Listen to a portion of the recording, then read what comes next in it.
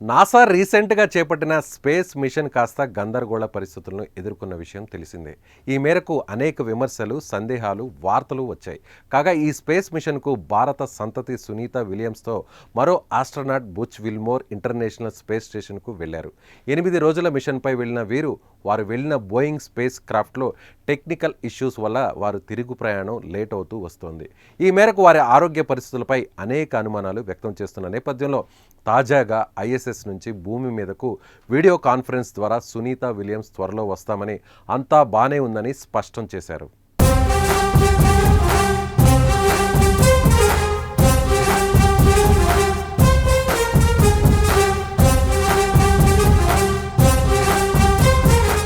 ఇదంతా సద్దుమణిగేలోపే world top priority అయిన Paris Olympics ప్రారంభమయ్యాయి. ప్యారిస్ ఒలింపిక్స్ 2024 ప్రారంభోత్సవ వేడుకలు ప్రపంచం మొత్తం మాట్లాడుకునేలా అంగరంగ వైభవంగా జరిగిన సంగతి తెలిసిందే.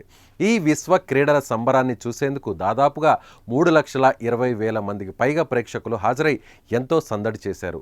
ఒలింపిక్ చరిత్రలోనే ఇంతమంది హాజరవడం ఇదే తొలిసారి. వీరిలో రాజకీయ ప్రముఖులు, సినీ ప్రముఖులు, దేశాధినేతలు, వేలాది మంది ప్రదర్శనకారులు కూడా ఉన్నారు. అయితే ఈ విశ్వ క్రీడల సంబరం ఏకంగా భూమి ఆకర్షణ శక్తిని దాటి అంతరిక్షానికి కూడా చేరిపోయింది.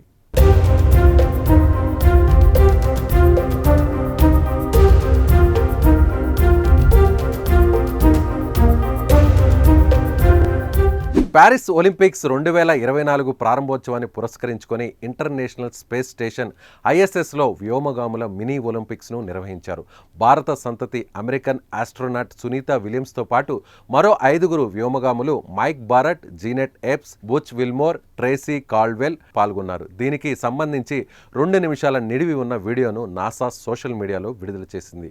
ఈ వీడియోలో వ్యోమగాములు ఎంతో ఉత్సాహంగా కనిపించారు. ప్రస్తుతం ఈ వీడియో సోషల్ మీడియాలో తెగ వైరల్ అవుతుంది. దీనిపై నెటిజన్లు ప్రశంసలు కురిపిస్తున్నారు. ఈ వీడియోలో వ్యోమగాములు ఒక ఒలింపిక్ టార్చ్ను ఒకరినొకరు పాస్ చేసుకుంటూ కనిపించారు. అలాగే running, gymnastic, weight lifting, shot put వంటి క్రీడలను ఆడుతూ వీరంతా తెగ ఎంజాయ్ చేశారు.